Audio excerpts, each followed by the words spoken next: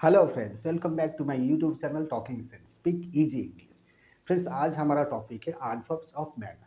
ठीक है, जो एडवर्ब्स के जो प्रकार होते हैं, अलग अलग प्रकार के एडवर्ब्स होते हैं, उसमें से एक प्रकार होता है एडवर्ब्स ऑफ मैनर। ठीक है, तो इसका डेफिनेशन क्या होता है? जैसे कि adverbs of manner tells us how an action is done. इसका मतलब ये होता है कि एडवर्ब्स ऑफ मैनर ये बताता है कि कोई एक काम या तो कोई एक एक्शन कैसे होता है, हाउ। ठीक है, it means it describes a manner और ए वे इन व्हिच एन एक्शन और ए वर्ब इज डन। ठीक है, मतलब ये एक ऐसा चीज बताता है कि कोई भी एक्शन या तो कोई भी वर्ब जो होता है वो कैसे होता है, किस प्रकार से वो होता है। ठीक है, और सिंपली अगर हम इसको समझेंगे, वर्ब प्लस हाउ। ठीक है, अगर हम लिखें वर्ब प्लस हाउ, ये चीज होता है आपका एडवर्ब ऑफ मैनर।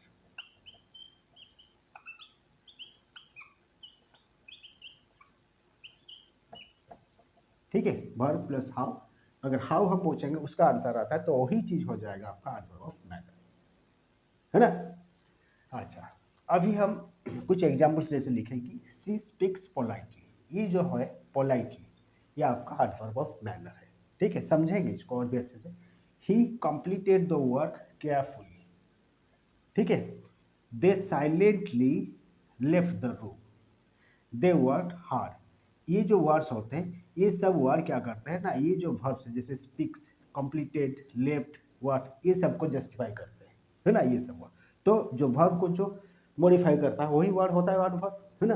तो ये जो काम है, जैसे दे वर्क हार्ड, है ना, वो काम किए, कैसे किए? हार्ड मतलब हार्ड वर्क, मतलब कठिन परिश्रम वो लोग किए, है ना। जैसे कि she speaks politely, she speaks वो बात करती है, कहती है, कैसे कहती है? पोलाइटली।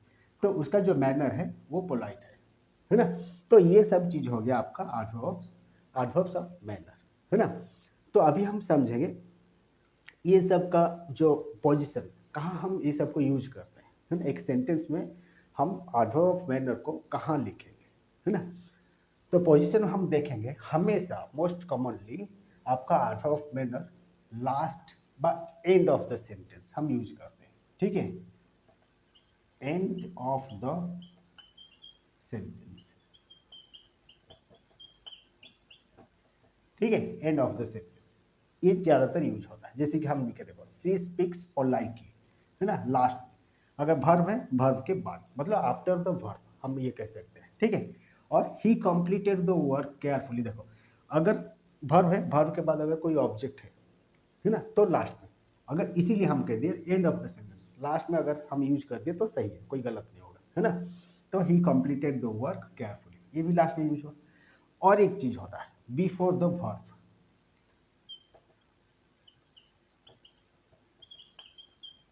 बिफोर द वर्ब, ये कब यूज होता है ना। जैसे कि यहाँ लिखे, दे साइलेंटली लेफ्ट द रूम, है ना, लेफ्ट ये वर्ब है, तो वर्ब से पहले हम साइलेंटली यूज किए, दे साइलेंटली लेफ्ट द रूम, तो ये एडवर्ब है।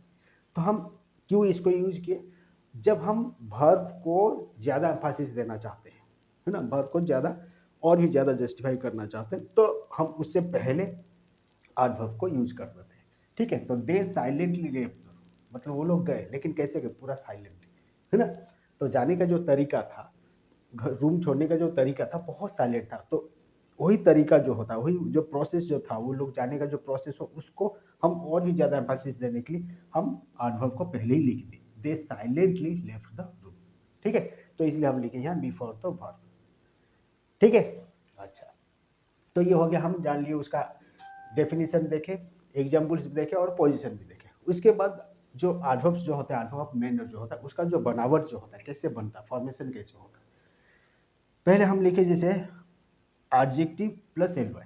मान लो कोई एडजेक्टिव है, जैसे कि स्लो, ये एडजेक्टिव है ना, उसमें हम एल वाई ऐड कर देंगे, स्लोली, तो ये हो गया आपका एक एडवर्ब।